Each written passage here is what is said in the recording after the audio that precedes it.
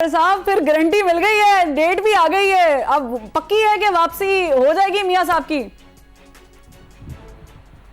मैं तो एक माड़ा सा मिडिल क्लास का सियासतदान हूं। आपने इतना भारी इंट्रो सुना के मैं तो आज खौफजदा हो गया हूं।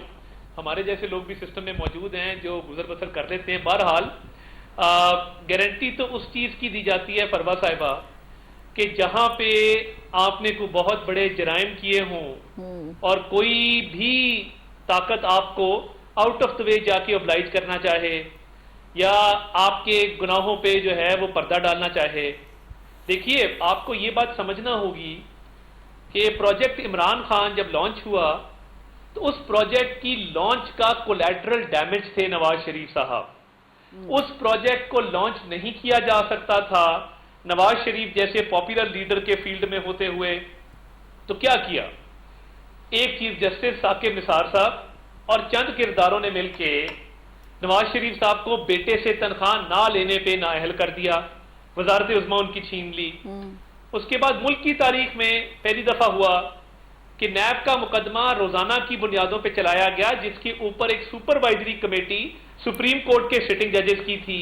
अब जब सुप्रीम कोर्ट नाअहल कर रही है और सुप्रीम कोर्ट के जज एक सेशन जज की सुपरविजन कर रहे हैं, तो उस बेचारे ने क्या ही फैसला देना था, तो उसने सजा दे दी इमरान खान को लॉन्च करने के लिए। अच्छा, अब देखिए, इसमें कोई गारंटी नहीं होती, ना कोई गारंटी देने वाला है।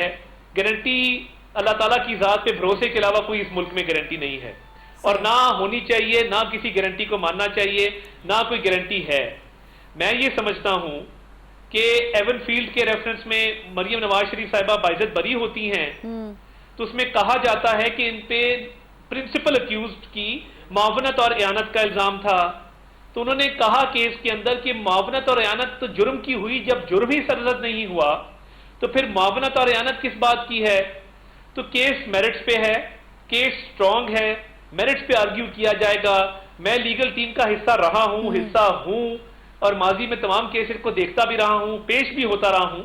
तो मैं तो ये गारंटी से बात कर सकता हूं कि कोई गारंटी नहीं है। चले किसी चीज की तो गारंटी आपने भी दे दी तारिक साहब। मुझे ये बताएं कि अब जब के गारंटी मिली है या नहीं मिली है। देखें, यहाँ पर गारंटियां अगर आपके पर्सपेक्टिव से देखा जाए कि गारंटी की जरूरत नहीं थी, तो गारंटी तारिक साहब इस चीज की भी होती है कि रोक के रखो।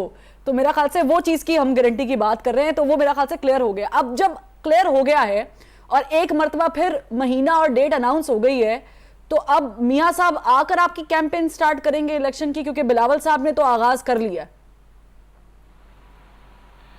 देखिए, बिलावल साहब ने अच्छा किया कि उन्होंने आगाज कर दिया है।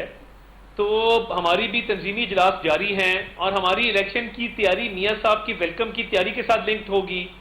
जब पूरे पाकिस्तान से काफिले लाहौर आएंगे इस्तकबाल के लिए, एक फकीदुल मिसाल इस्तकबाल होगा, उसकी तैयारी होगी यूनियन काउंसिल लेवल पे, वार्ड लेवल पे, तहसीलों की सतह पे, फिर डिस्ट्रिक्ट की सतह पे, दर्जा बदर्जा जब ये तैयारी शुरू होगी तो ये इलेक्शन कैंपेन का हिस्सा है। लोग गैल्वनाइज होंगे, लोग मोबिलाइज होंगे, एक मास मोबिलाइजेशन की जाएगी और उसके बाद मियां नवाज शरीफ इलेक्शन कैंपेन को लीड करेंगे।